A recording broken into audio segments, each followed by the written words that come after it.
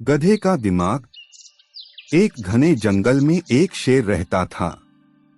अब वह बूढ़ा हो चला था।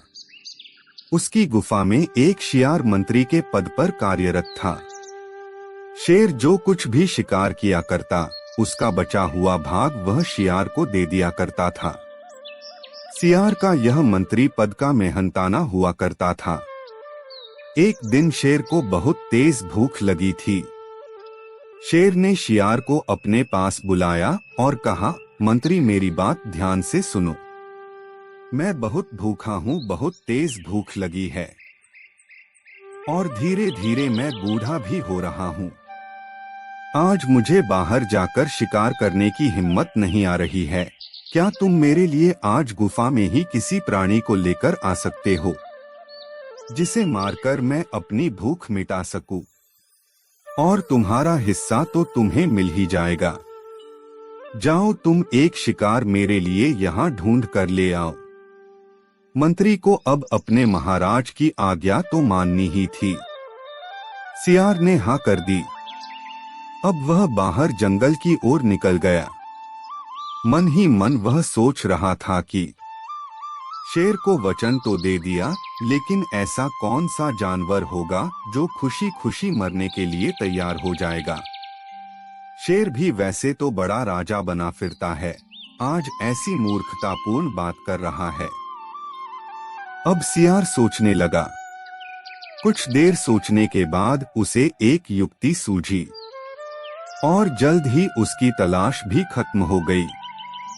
उसे पास में ही एक गधा दिखा, तो युक्ति के अनुसार वह पहले गधे से मिला और फिर उससे बोला, अरे गधे मित्र, तुम यहाँ क्या कर रहे हो?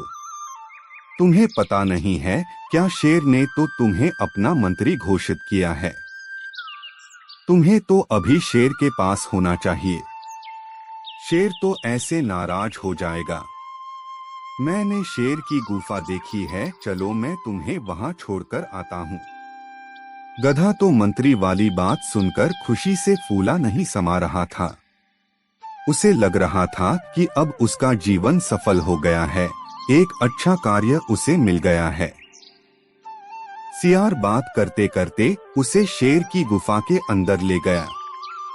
जैसे ही शेर ने गधे को देखा, वह उस पर टूट पड़ा और उसको मार डाला। शेर भोजन करने से पहले स्नान करना चाहता था।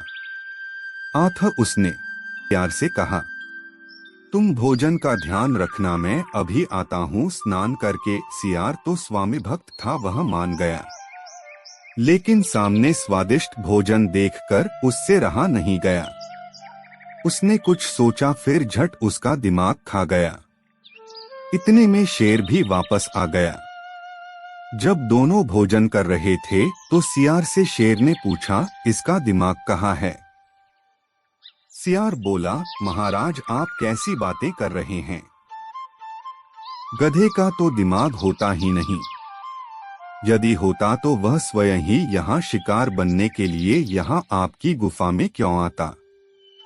शेर उसकी बात मान गया। अब दोनों फिर से शिकार का आनंद लेने लगे। सीख धूर्त अपनी चालाकी से कभी नहीं चूकता। आशा करते हैं कि कहानी आपको अच्छी लगी हो। हमेशा इस तरह की कहानियाँ सुनने के लिए हमारे YouTube चैनल को अवश्य सब्सक्राइब करें। धन्यवाद।